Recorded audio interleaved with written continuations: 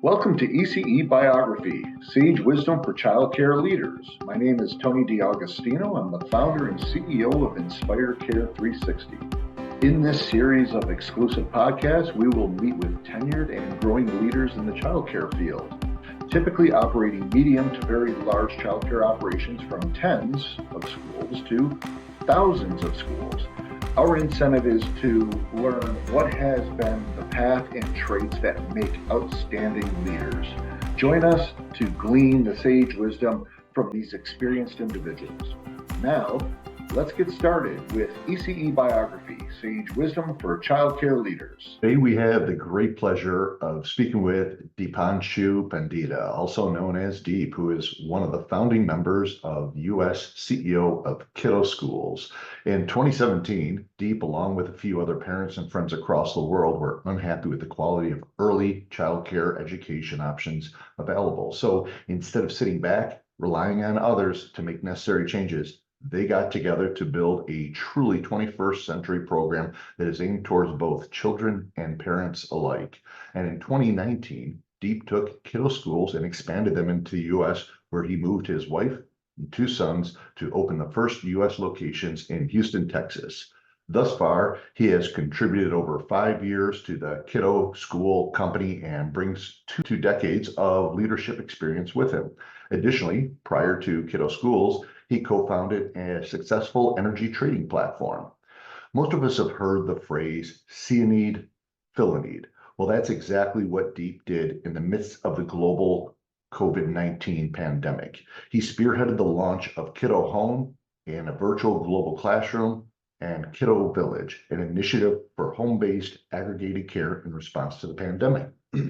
Since then, he spoke with journalists like Pop Sugar to discuss topics like what kids really mean when they say they're bored, and why parents shouldn't be let off the hook when homeschooling children.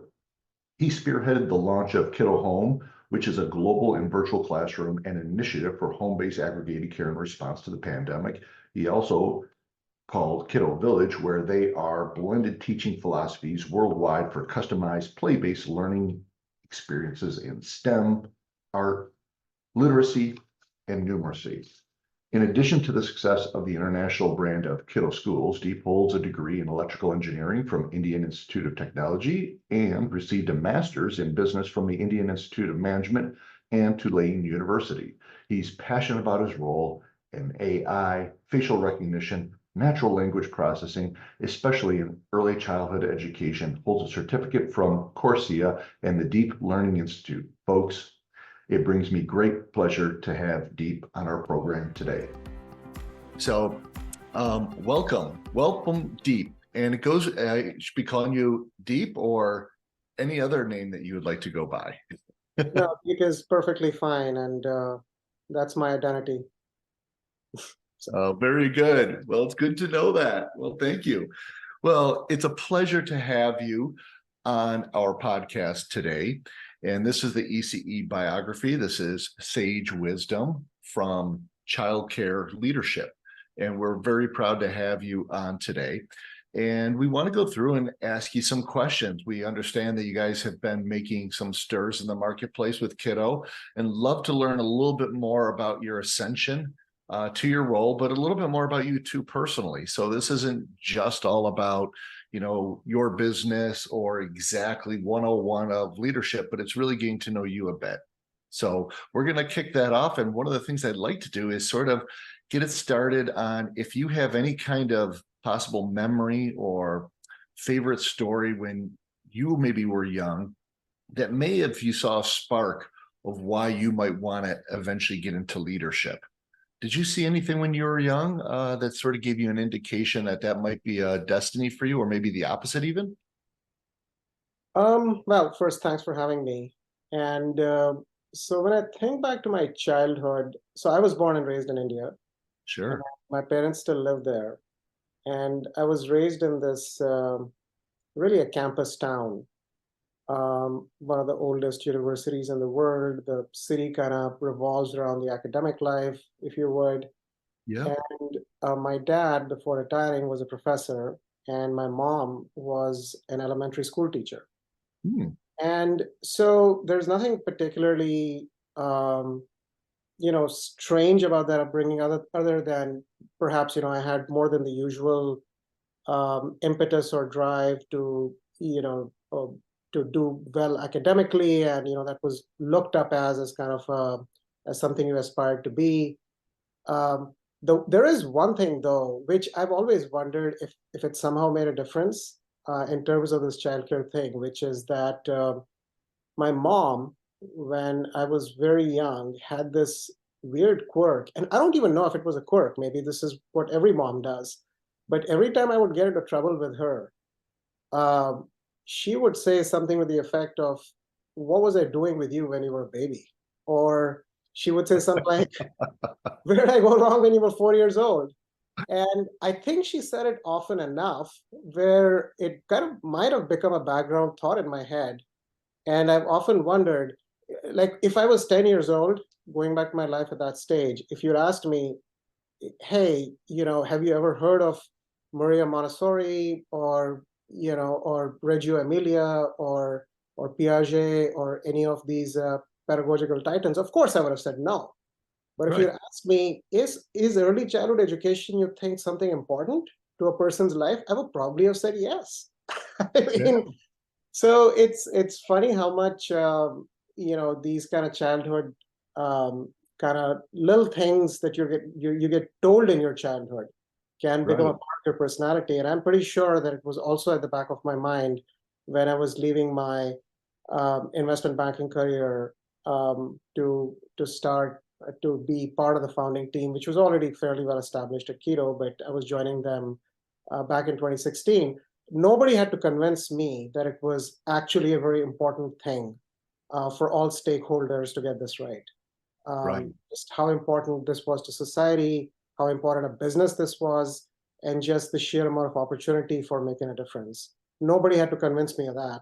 Right. And maybe those, buried childhood memories had something to do with it. Maybe they didn't. But, I'd like to think that maybe they did. So tell me a little bit with what your mother used to say.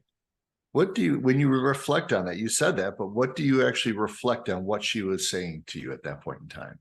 Yeah, so I think it's the quality of the engagement and the attention. So clearly, without having any kind of a background in early childhood education, now, granted, my mom, she's 88 now, and she's not who she used to be, but I've always considered her a pretty smart woman. I mean, she was a Sure. school teacher, and it's quite obvious that we've known for centuries that this is an important thing. We haven't been able to figure it out, right? I mean, even now, this idea that grandmothers and parents should sing and talk to their kids a lot when they're very young.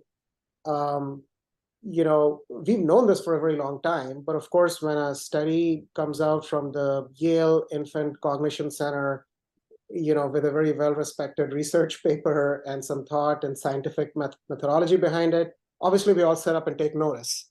Yeah. And, uh, and that actually strikes me as kind of interesting about a lot of the background in pedagogy in early childhood is that this kind of, it's almost like we're rediscovering conventional wisdom and putting some scientific heft behind it, as Yeah. opposed to figuring out something entirely groundbreaking. You know what I'm saying? Yeah. So that's the It's interesting. I have a question later for you that's a little bit on that topic, but as you say it, it is so true. It's sort of like instead of like what is new frontiers that we can now explore, it's more like, well, maybe we've had a lot of it right, but now we need the foundation Mhm. just to understand why does it work like that? Why have we always, through centuries, done things like this with our children? Yep, absolutely. Yep. Yeah, wonderful. Who would you say growing up, and obviously you mentioned your mom and your father too. Who were your biggest influences growing up? So growing up, I was fascinated by these scientist entrepreneurs. And there was this kind of it could have been just the people that I was surrounded by at the time, but people like Thomas Edison and people who were just very good at the math and the science, Mm-hmm. and also then found a way to turn them into path-breaking businesses, and something that benefited society as a whole in a very practical way, right?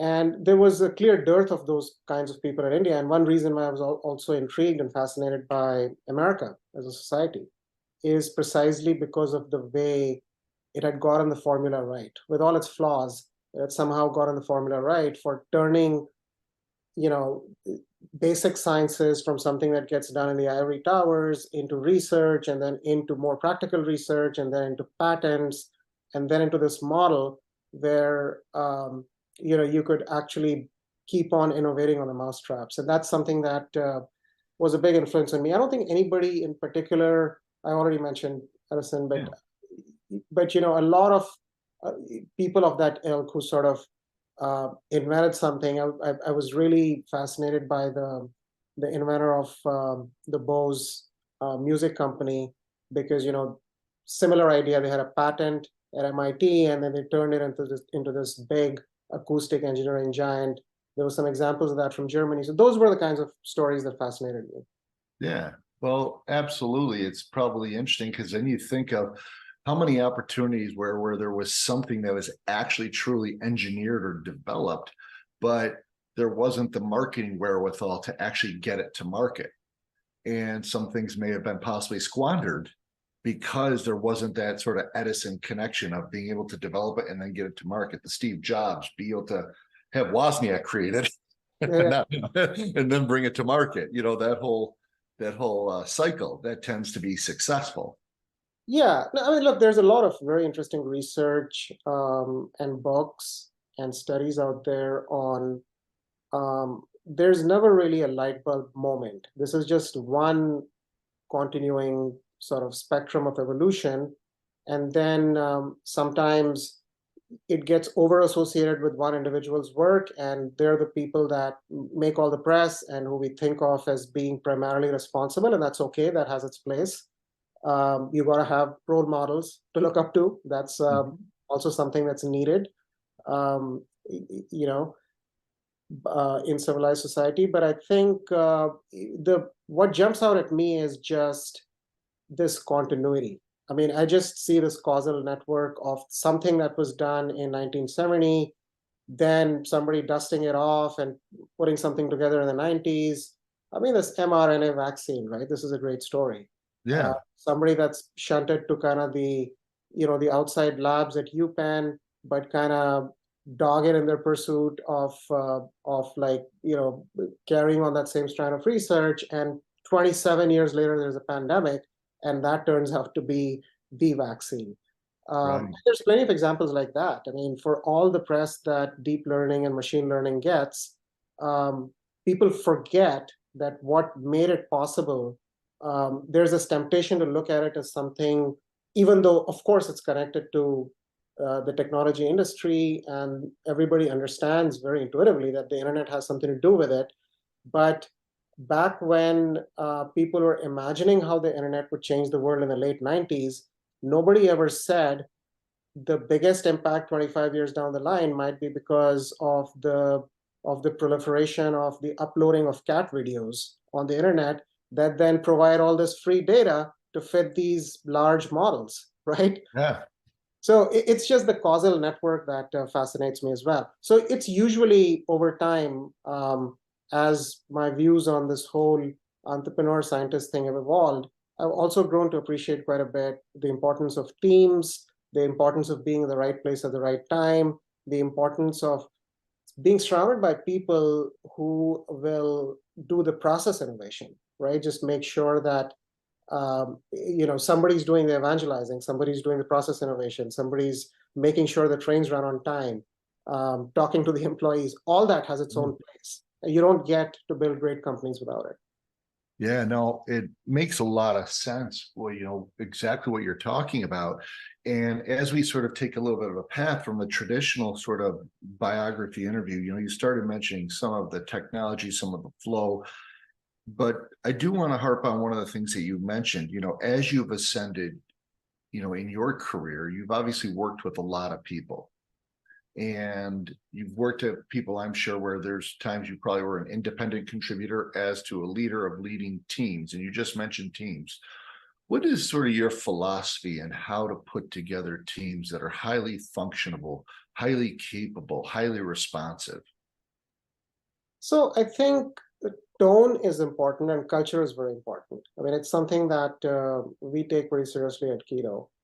And I think what tends to happen in a lot of companies is that at least people that are tasked with making important decisions, they sometimes forget the reason and the underpinnings for what their role is in the overall scheme of things, right? And I think maybe this is more true for childcare than other industries, but I really see it as a general principle that I think management should really look at their role as that of a facilitator, right? And then, of course, you should first and foremost design your firms to be as horizontal as possible to begin with. But given governance, given regulatory responsibilities, given the needs for accountability, there's a practical limit to how far you can take that idea, right? So fine. Then the next kind of big low-hanging fruit is the culture that comes from everybody thinking that they're there to make somebody else successful, right? And I think if frankly, it starts with recruiting.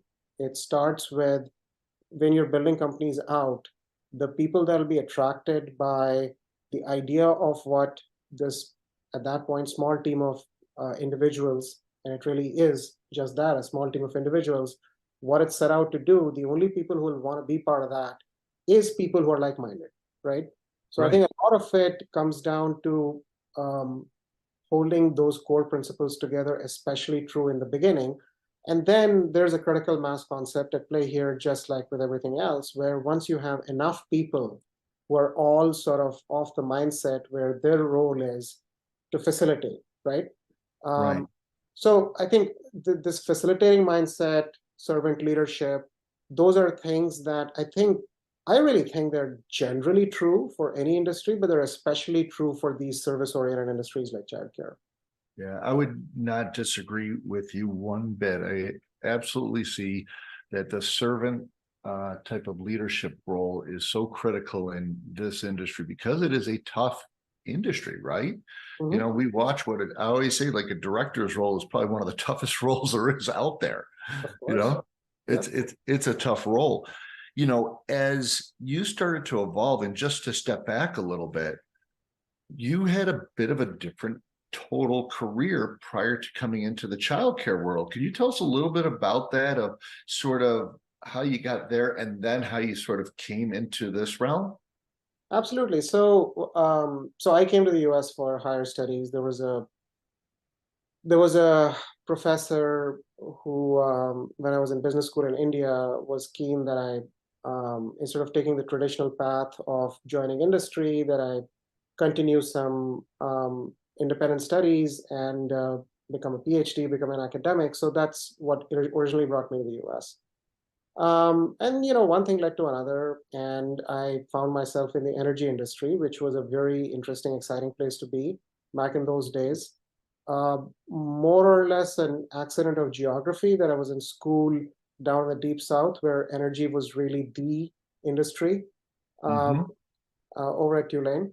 And so that kind of kept me intrigued enough and involved enough and fascinated enough, and it must be said, reasonably well paid enough to keep me there for a long time, right?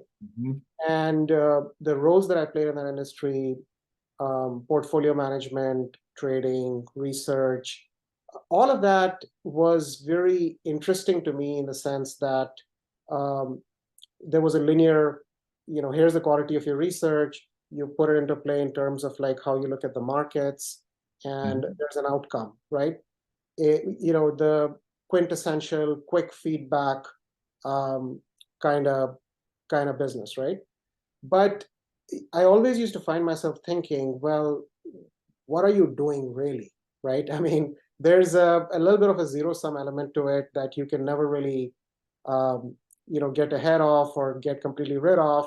And it's not everybody has a little bit of existential angst, no matter what career they're in, and not everybody just packs up and does something different. It's just that for me, I think a lot of things came together where, despite having a clearly demarcated path where you keep rising the corporate ladder in banking or in hedge funds and so on, I became a parent back in 2011, and we went around looking for preschools in the city of Houston, which is by no means the backwaters. And there was a lot of questions that me and my wife sort of raised to ourselves, which had to do with, something doesn't feel right. I mean, it doesn't seem like this industry acts like a lot of these other industries that we worked in or studied as, or read about. And at the same time, interestingly, some of my ex-colleagues and friends halfway across the world were actually leaving their careers, also in banking, to start preschools, and or at least toying with the idea of starting preschools. And everybody was saying the same thing: can't we do this better? We're going around looking for excellent preschools in cities like Hong Kong, London, Dubai, Houston, and we're coming with the same conclusions. The parents don't like what's going on. The schools could be run a lot better. Could it be us? Could we do it better? Right? That's the question we asked ourselves. And I think the answer was both good and bad. I think the good answer was yes. You can actually bring a lot of change. You can be disruptive. There is such a thing as that kind of shining beacon example preschool that if you get everything right, that you can create, which can actually be an example, and you can build from there, and you can scale with quality. That is, you're not bending the laws of physics in one scale with quality in the preschool business, right? But also, it could potentially take a long time, right? Yeah. And so the question we were asking ourselves was, well, what's different about 2015, 2016, 2017? This is a 100-year-old industry. Do we have reasons to believe that we might have a better shot than many of the other teams that have tried it? And I kept coming back at the time to my experiences with the world of AI and deep learning and machine learning. I'd invested in some of my friends' startups in Silicon Valley, and there were some very interesting things I was seeing in the works, which led me to believe that we're actually on the cusp of a lot of empowering technology powered by AI that can actually change the game inside schools. For employees on the move, to free up teacher time. It was pretty obvious to us early on that the North Star for anybody wanting to make a difference in this business should be to free up teacher time, because this is a time-poor business. You've got parents on one side who have their own time issues. You've got teachers who have to take the bus, and you've got licensing and regulations, right? And so in the middle of all this, you've got to pull off every trick in the book that you can to free up that teacher time so that the quality of their engagement with the child is better, right? You take it for granted that their intentions are always positive, but how do you free up that time? And I was seeing a lot of things happen in other industries, in the field of AI in general, that gave me hope that that over the next 15 to 20 years will actually be the fastest pace of innovation that we've seen in this industry compared to literally the last 50 or 60 years. So, and I think it's very interesting. I want to, in just a couple of minutes, dive deeper into the AI, LLM, deep learning, language modeling, and in there, because I do think that's going to be an interesting part. When you, just to reflect though on how we got onto that topic, you got into the industry basically because you and your wife were like, well, we could probably do it better. Yep. Now that you arrived, okay, now that you have, I believe, 17 locations in the US and the UK? More than that. We have, well, if you include the schools that are under development, it's more like 22 or 23. 23, wonderful. Now you've arrived and you started going there a little bit without the technology yet of AI in place, or, those elements. What have you found to be the reality of what you thought you could do actually to what you could do? Because you obviously have a lot. I also own my own schools. So I'm very close to this one too. Yep. So what are your thoughts on that, Deep? Yeah. So look,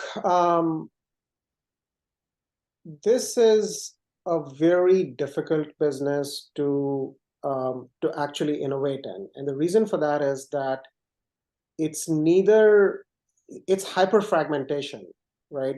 It's hyper fragmentation actually works against any kind of the question we used to ask ourselves in the beginning was, well, the hospitality industry solved this problem 20 years ago. Why do preschools still do X, Y, or Z, right? So that would be the general tone of a lot of the questions we used to ask ourselves as a founding team. And I think the reason is that the capital model is quite broken, right?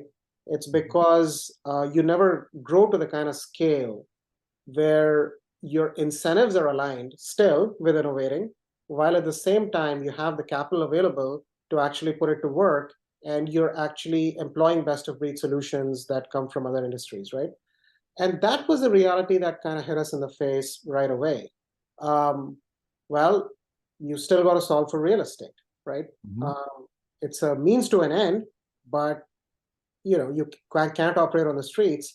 So you have to go through this labyrinthine process of getting licenses, sitting in front of the city, explaining your case, poring over design and blueprint and making adaptations and modifications. How can I still run a good preschool and have a good playground and still somewhat more or less stay true to Reggio, inspired design, but then make the city happy? So these were all challenges that we had to grapple with pretty early on.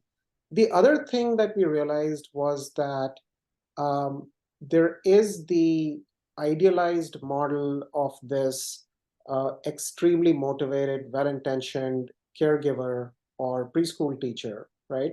And thank God, we would say that the majority of our staff would definitely be that, right?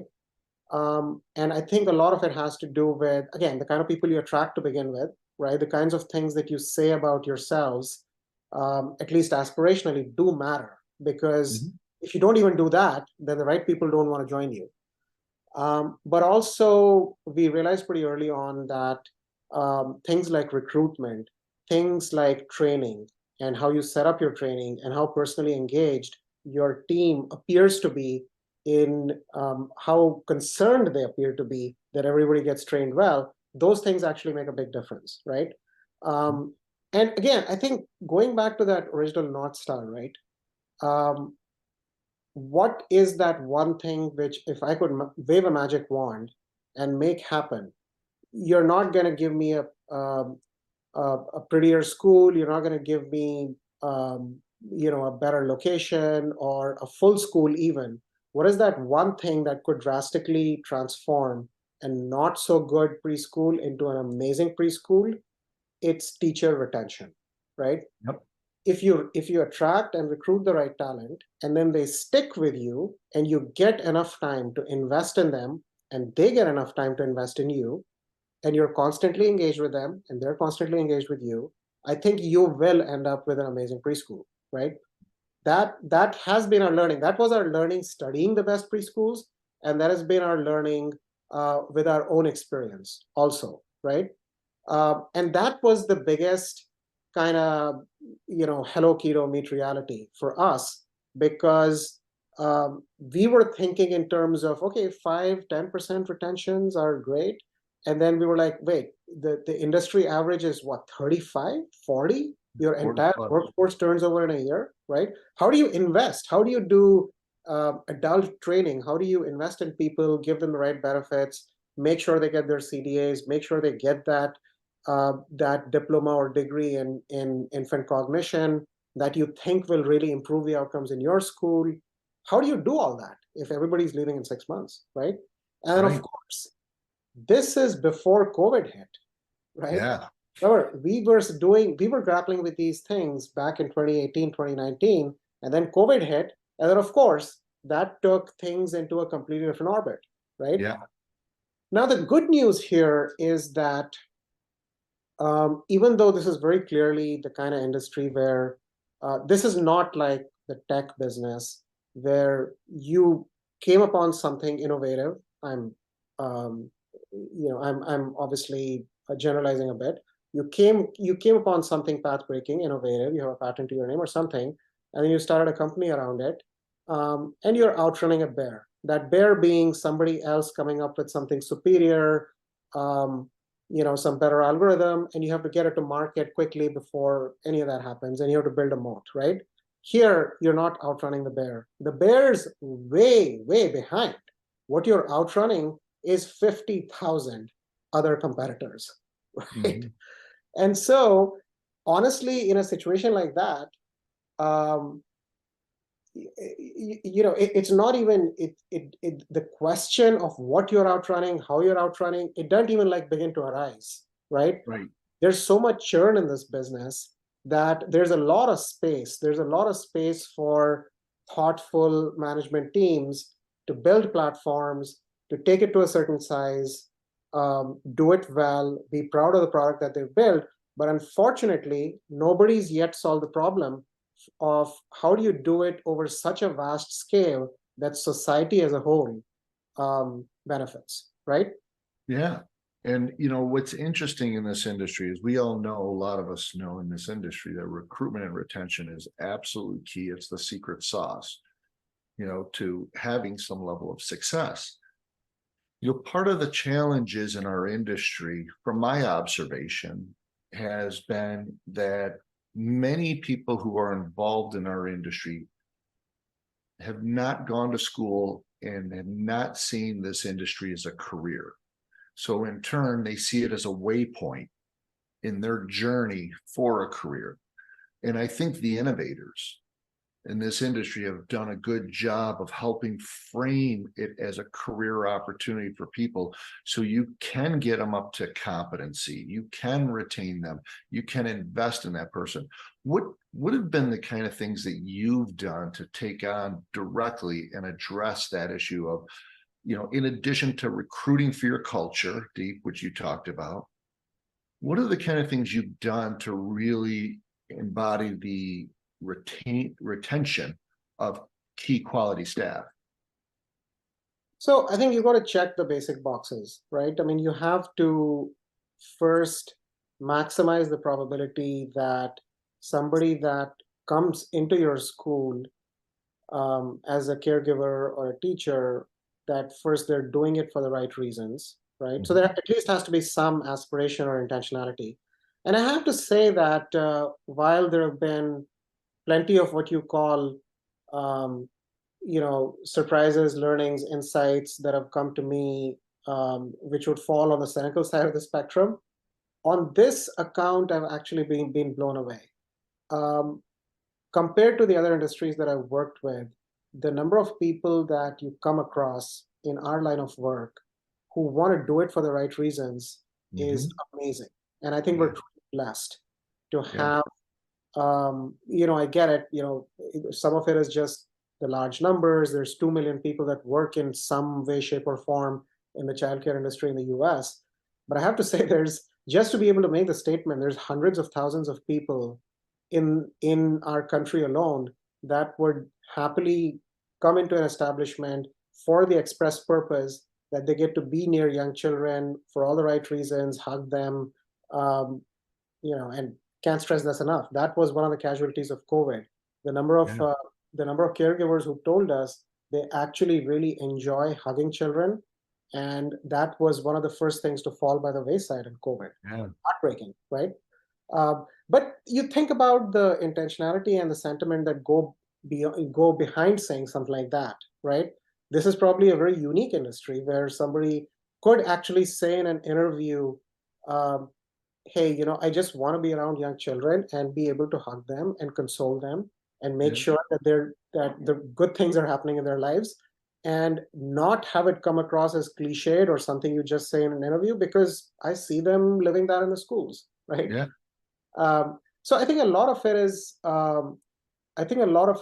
you have to help them help you, right? Yeah. You have to first make sure that, hey, if it's free childcare that you need, if it's benefits that you need to be able to check the basic boxes. And that's where the kind of undercapitalized nature of this industry really turns people away, right?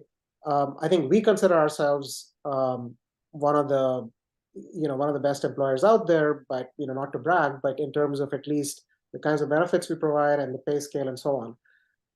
And there are other people who've tried and to take that to an extreme, and that hasn't worked either, where they've said, okay, the average teacher makes $30,000 a year. What if we paid them $70,000 a year? Does that mean that the teachers would be 2.5 times as good? No, it turns out there's a lot of other things that people are driven by in this business in a very amazing way. I mean, it makes you question a lot of the conventional wisdom that goes into, frankly, just the design of business in general, right? Right. And it's a lot of different things, like how do you set up a culture where people feel like the workplace is the safe place, right? Yeah. It's their sanctuary. It's where they make friends. It's where they're at their happiest, right? Those things seem to matter in early childhood, in childcare, as much, if not lots more, than simply paying people more, right? Yeah. So, and I would say that that's fairly unique. So, look, I think we ask people who are in a position to come into our schools, we tell them all this, and we say, well, do you agree? And they say, I wholeheartedly agree. Nobody's ever agreed with me on this, but it looks like we're on the same page. And then I ask them, like, what ideas would you bring to the table to make that happen? And I've always been pleasantly surprised. I mean, a center director that was actually interviewing after COVID, I said, well, on these similar lines, well, what was your biggest learning? Like, what was an insight that now you're going to take away and apply in every preschool that you do, even if you learned it in these very fraught circumstances during COVID?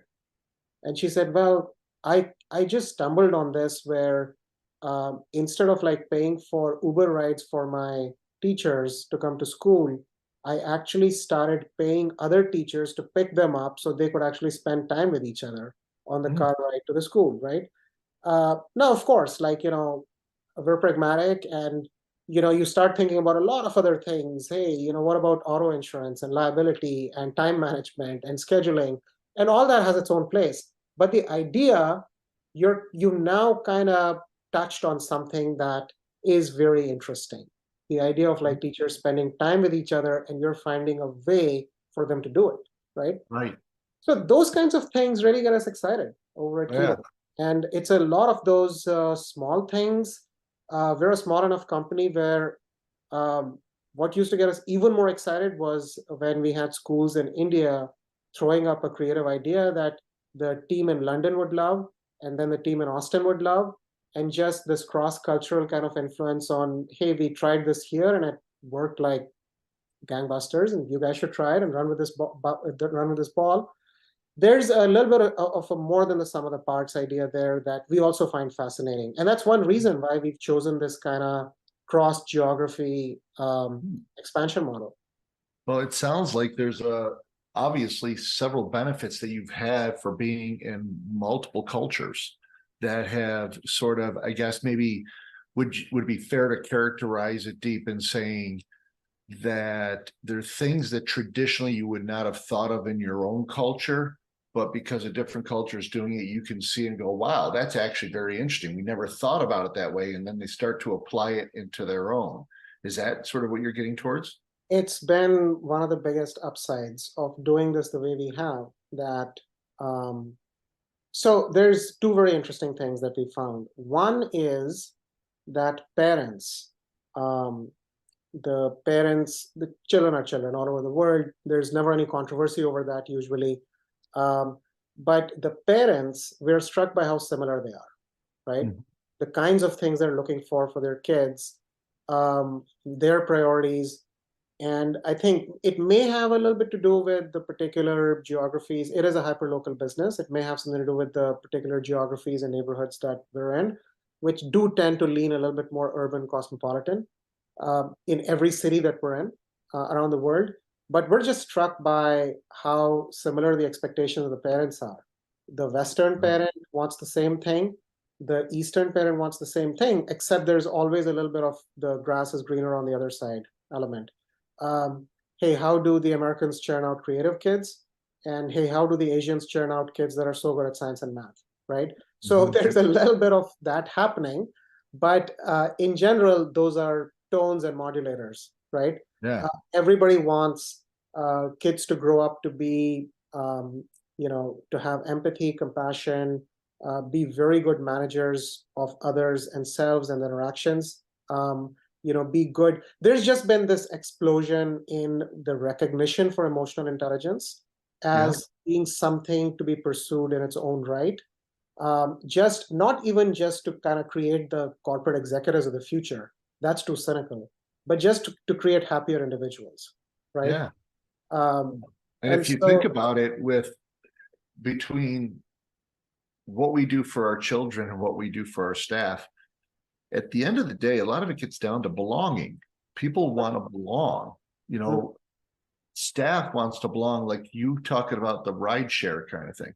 That's about building camaraderie and belonging to an environment. When you look at the emotional intelligence of a child, it's really about engagement, right? And having them feel like they're part of something. And so I do find that, pretty interesting, is the way that you guys have approached it. What would you say is probably the most unique thing that you have taken from one culture and brought it to another one? Is there anything that pops out? I think one of the most interesting things I've personally observed is, I won't call it cultural, except I think it's a bit of a stair-step kind of process, because we adopted this method of card reading, Doman cards, which is used to teach numerical literacy to kids with learning disadvantages, right? Okay. And it's a very visual method of learning math. And there was something unique about the ecosystem in Hong Kong when we were trying it at the time, that it was a big hit with the parents, and that gave us confidence for the first time to try it out in the West, and it's been a big hit here, right? So there's that example, right? And I think there's other, you just look at the life and times of Maria Montessori, and obviously she started her work with disabled kids and so on.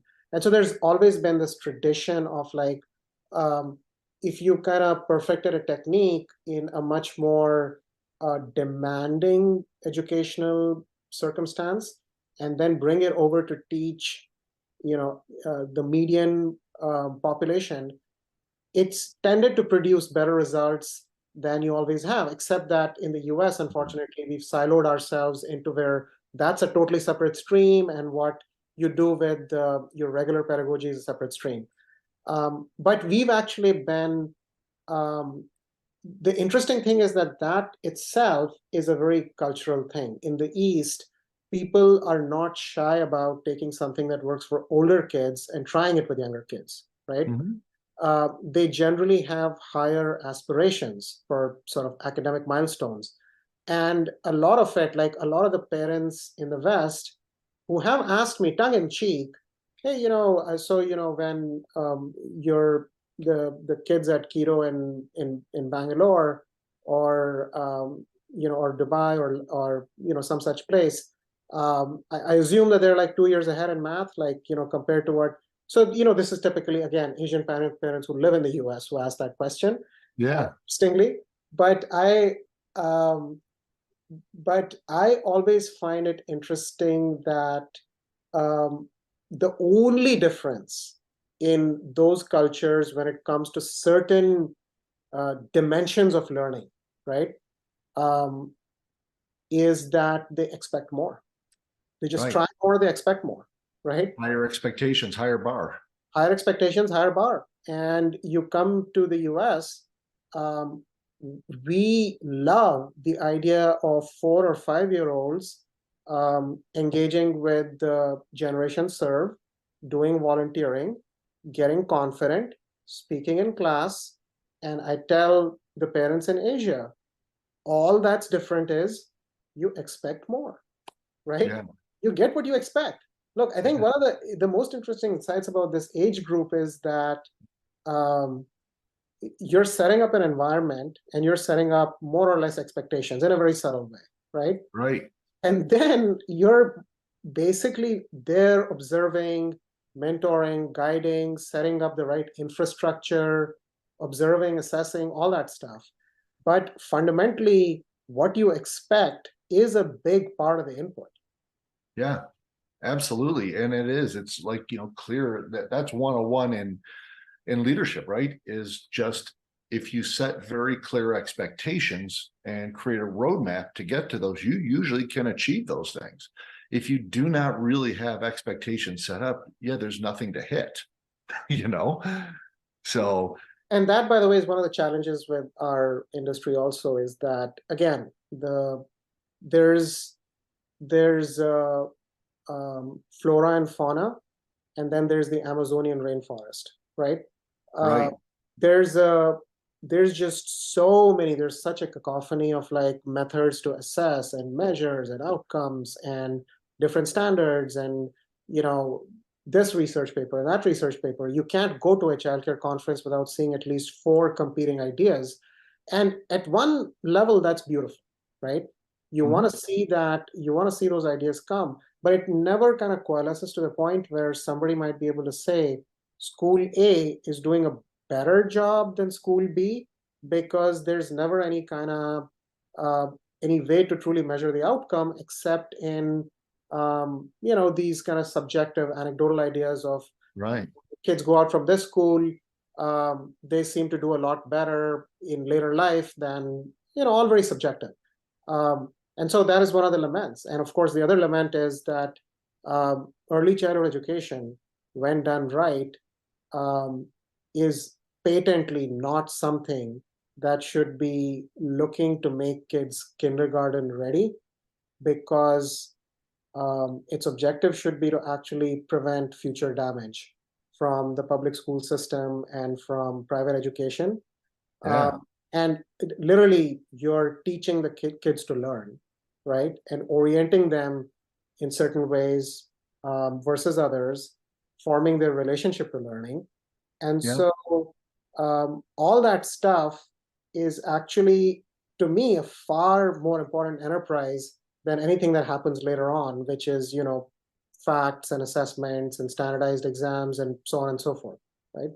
So let me ask you this: with what you just said, and I definitely get where you're going with that, Deep, is it's not so much about just preparing you for kindergarten, but it's actually preparing you to be a lifelong learner. Mm-hmm. It's really to be a great citizen. Mm-hmm. And so I want to pull back something you were talking about before into this part of the conversation. And that is when you envision the future of tech, of this industry. And we've seen some automation advances over the past 10 years or so, but now with artificial intelligence, large language models, deep learning, machine learning, these are all things that are starting to rapidly hit us. And it's going to be a big, avalanche, I believe, in things. We're actually doing a number of things in AI at Inspire Care 360 right now that we're rolling out in beta testing. But what is it that you see, not so much on the back office of the efficiency to give the teachers more time, but where do you think this can help on the development of children in the future of childcare? Yeah, so let's step back one and just think about, just imagine a future where AI is a much bigger part of our lives than it currently is. And I think at this point it's inevitable. It might slow down, it might get derailed, but it's generally heading there. So one of the statistics worth considering is that 7 or 8 years from now, machine-generated content online will be about 99 to 1 in proportion to actual content generated by humans, right?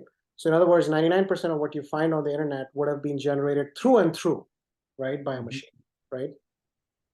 There's all kinds of conversations around how would we decide in this world what's authentic and what's not, what was created by a human, what was created by a machine run amok. There's talks about digital watermarking. I personally don't think that those ideas are very practical, right? So we're going to lurch or keep lurching in good ways and bad ways into a world of bespoke reality, right? Mhm. Where basically people might end up believing what they want to believe more and more, right? And you can see it in many different ways in our political discourse and in many other social trends. You can see it overlaid with different cultural kind of overlays in different countries, geography specific, but we're going there. There's no question about it. So then Mhm. what determines what you want to believe, right? I Mhm. think we're probably going to find out in the next 8 to 10 years that the very core of who you are as a person, right, is going to lead you in certain ways than not. Are you the kind of person who reads the first thing that they believe, or do you want to hear other people's opinions, right? Always, as a matter of practice, as a matter of Right. habit, right? How core is that to you?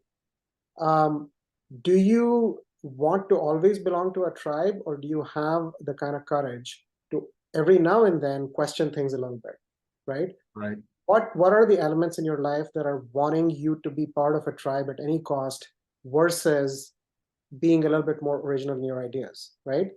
Right. Those things all keep pointing towards this phase of early childhood education where you're creating the relationship to how you assimilate the outside world, right? You Right. know, those two terms that Piaget used to use, assimilation and accommodation, right? That actually your model for assimilation and accommodation, right, actually becomes that much more critical, right?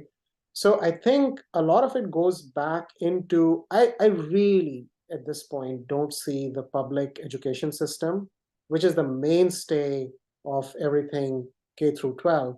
I really don't see it rising up to the task, right? No.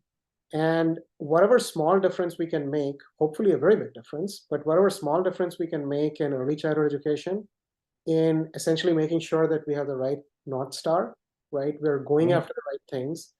And there's multiple paths to get there. Um, that that we're doing everything we can to make that possible.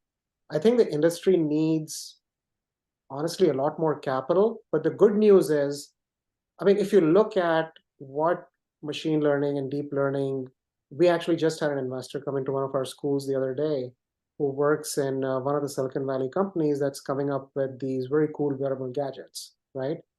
And we decided to click some pictures, and this gentleman clicked on his glass and snapped a couple of pictures.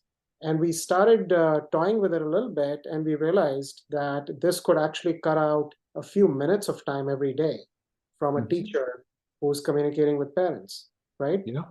Um, the cost of these things is not cheap, right? If you want every classroom to have it, but it's falling very, very fast, right? Yeah. So I Yep. think in about 4 or 5 years, my prediction is that you could spend maybe um, 10,000 bucks a year, right? So maybe $1,000 a month in a school and have some pretty cutting edge technologies, cutting edge now, right?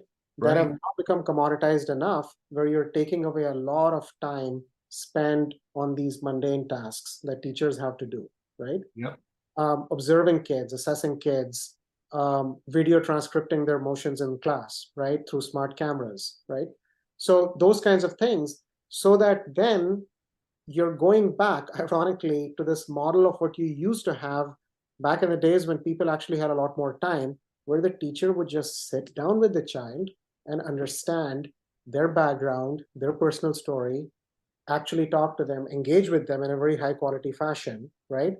What you want is technology to make that possible, right? Right. You don't want technology is very much a means to an end in our industry, and ultimately the biggest currency you're going to have in any preschool is the empathy and compassion the teacher and the child have for each other, right? That's what drives the learning outcomes. Everything else is a means to an end.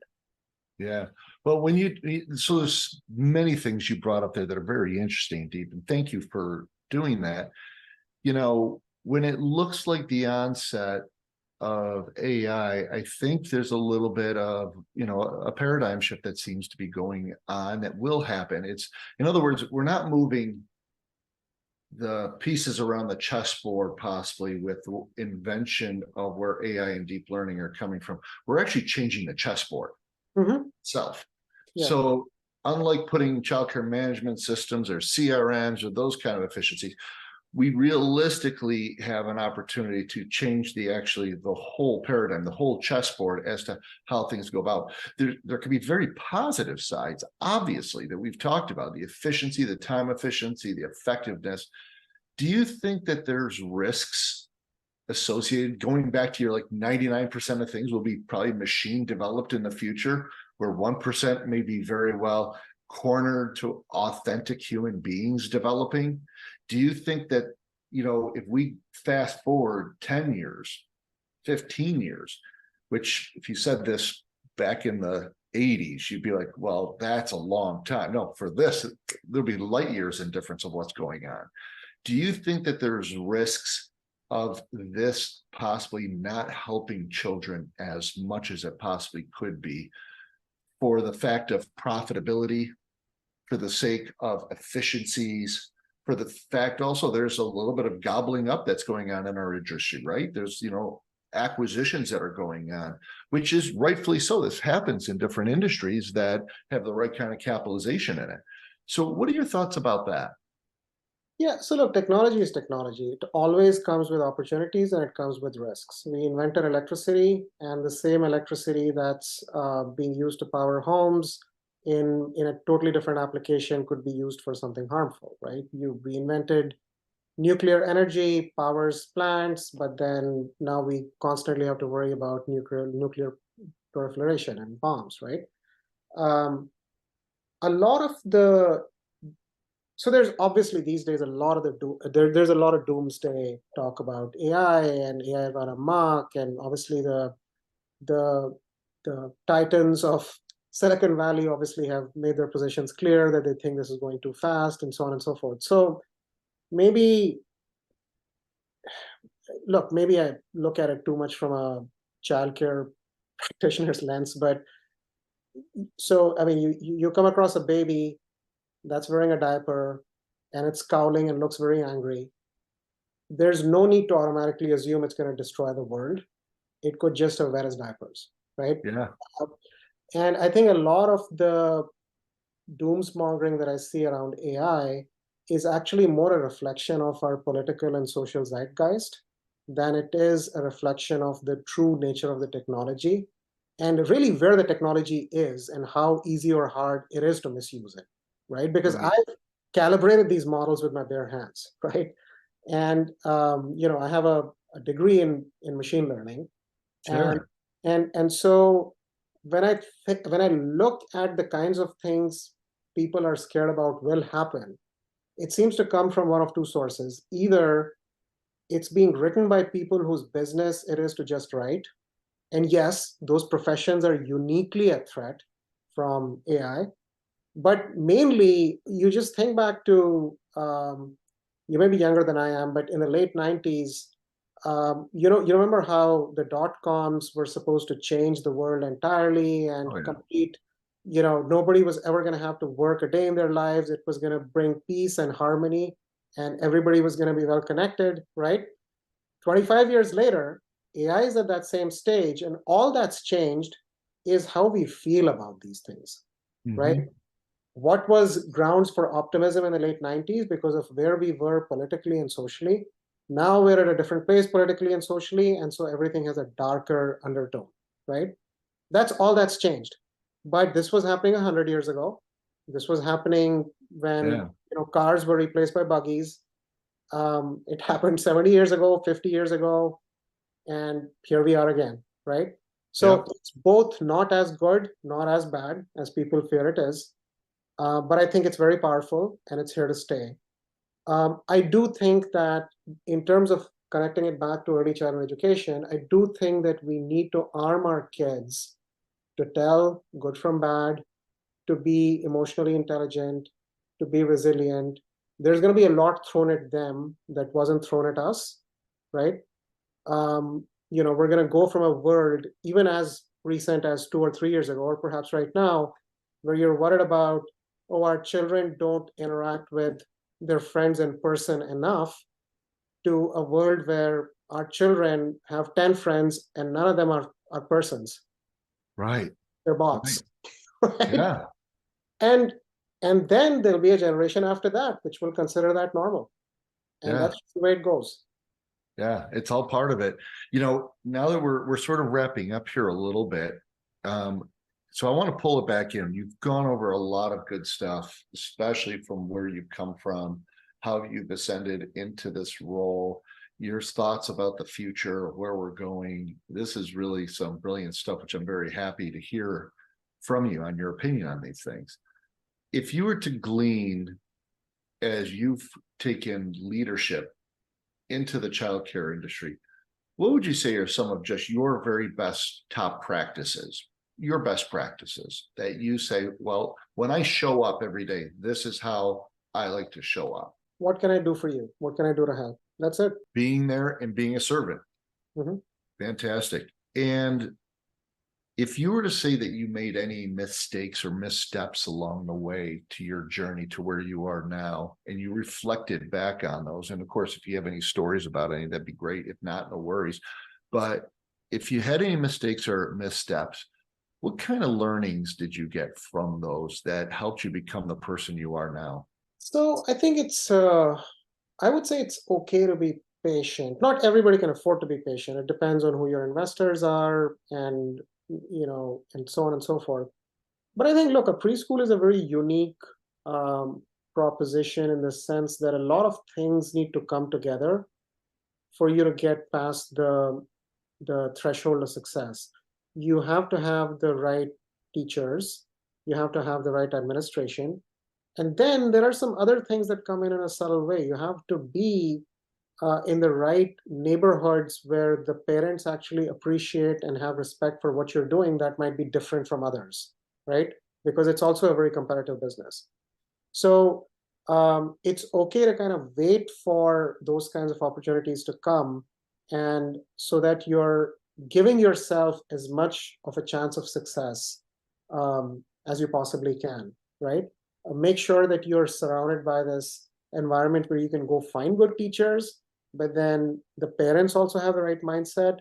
If you're doing a fully Spanish immersion preschool, which we do, that it actually means something to a lot of the parents, that it's actually it's not just a life skill, that they appreciate how it rewires the brain and the children, and what they're gaining out of it beyond just knowing a language, which can come at any point later in life. So little things like that, I think, setting up that right ecosystem, it can be a few things have to come together to make that happen. And I think it's okay to wait for those. That'd be my biggest thing. Are you saying in the past, maybe you didn't have the patience for it, and now you have learned to have the patience for those things? Yeah. And I think a lot of it is, look, you got to start somewhere, right? When you do your first 3 or 4 schools, you're very much experimenting, right? You haven't figured everything out. You don't necessarily even know how to ask the question, am I going to find the right kind of teachers and caregivers in this location, just like I did in the other location, right? Who do I go ask that question to, right? How do I solve that problem to myself so that I can get myself comfortable that this is actually a great neighborhood, right? To put up a preschool in. And honestly, like, even if you look at the traditional models with which people look at these things, they will look at a demographic report and say, what is the income level of parents in a 3-mile radius? Nobody asks questions about what kind of teachers am I going to find. Right. So, interesting. Yeah. And just in wrapping here a bit, is there anything else you think that it's worth, and I do want to have a little bit of vanity for you after this and talk about KIDO just for a second, but is there anything else that you would want to impart to any of the people who listen to this podcast about being a leader in the childcare industry? So first, I mean, just the fact that you've chosen this as something you decided to spend your time and energy on, I'd say I'm personally grateful. I mean, I think we need more Inspire Cares. We need the people who listen to Inspire Care podcasts, for people to take an interest in this industry. I do think that this is one of the last remaining massive opportunities for human potential that has gone unrealized for almost 100, 150 years. And I think we can change that. I think we can change that collectively. We can change that individually. And so everybody who decides to spend their time doing it, I applaud you. What wonderful. I really appreciate those words too, because I do think it is where a lot of the potential is. And that's why I'm involved myself. Tell us a little bit about KIDO and tell us a little bit about what is your endeavors. I don't believe you're doing franchises right now, correct? You're doing more of a corporate expansion, correct? Doing a corporate expansion, we are not 100% opposed to franchising, but it's a little bit of a head scratcher for us because I've personally, in my studies of this and other industries, I've never seen the early childhood education space as being necessarily a good fit for franchising. That's not to say that there aren't great franchisers out there. But I do think that the reason we have so many franchisors in the US, for example, compared to Europe and East Asia, is because we have more franchising, period.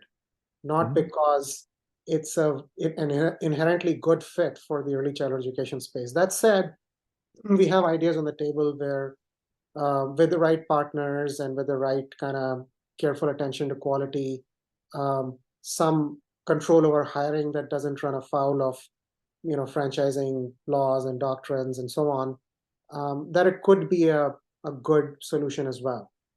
That said, our model is one of corporate expansion because we're simply far too experimental to accommodate it within a franchising concept. And our schools do have important differences. We hold to some core principles, but some of our schools, the majority of our schools in Texas, I'm proud to say, do a fully immersive second language, which is Spanish, for obvious reasons. In London, it could be other languages, and we do think that that's a very important part of this unique early childhood development, where you can literally create a lot more objectives, outcomes, simply by exposing kids in an immersive way to additional languages, right? And there's a pretty good body of research that it actually results in children that are, they're emotionally more intelligent and empathetic and so on and so forth. So there's all that. At KIDO, I think it's fair to say that we've set ourselves an impossible task, which is that we want our preschools to both be satisfying checking the big high-end hospitality box, the kinds of things with their paranoia and attention to detail and checklists that medical care facilities have, and finally somehow also do it in a way that you can achieve academic objectives, right, and milestones and developmental milestones, right? So we try and do all that. I think it's pretty obvious to us that this is a line of work where you have to do 100 things 10% better, as opposed to one thing that completely changes the game, right? Yeah. There are some very interesting things on the horizon where with AI and the stuff we talked about, where that 10% might end up being 20% in certain areas, and that could exponentiate and be hugely important. But still, it ain't going to be that one big thing. It's going to be a lot of showing up, doing the small things right, and getting that culture in your teams right, so that everybody's wanting the same outcomes, right? Obviously, we started this because we were young parents ourselves, and there's a lot that we didn't like about the nature of the engagement with parents, and we tried to change that at KIDO, while respecting parents' time and the kinds of things that they actually care about. We've tried to create this community feel where we're engaging with them on a variety of different topics, right? So that they can be our biggest, spokespeople, right, within the community and so on and so forth. So the growth model is very much still based on private capital, but friends and family. And I think the next big stage of our growth, we're probably going to at least try and solve the real estate part of our growth in an institutional fashion, maybe some development partnerships where people can build schools turnkey to our design. And then from that point on, with a little bit more size, we'll again take a time out and look at, okay, how do we go from here? But we are quite conscious of the fact that it's hard to scale with quality in this business. And we want to learn from a lot of the other very well-intentioned and I would say well-resourced players in this industry who've kind of gotten to a certain point and found that there's challenges to scaling with quality. We are remotely not even at that stage yet, so I'm not worried about it day to day. But it's something that I observe, and I do wonder if things have changed enough where that doesn't need to be a constraining feature anymore. Yeah, well, I don't know if it's going to be a constraining feature anymore, but we are going to have some constraints we still deal with. But, I want to say, Deepanshu Pandita, I want to thank you greatly for participating in ECE Biography, Sage and Wisdom from Childcare Leaders. It's been great that you've taken this time to share with an hour plus with us today. It just flew by. And honestly, I know there's a whole bunch of things that could have easily gone into depth with you. So I want to thank you again and you spending a little bit of time with us. And hopefully we could have you back in the future. I would love to do that. Pleasure. Great. You have been listening to ECE Biography, Sage Wisdom for Childcare Leaders. Thank you very much for listening.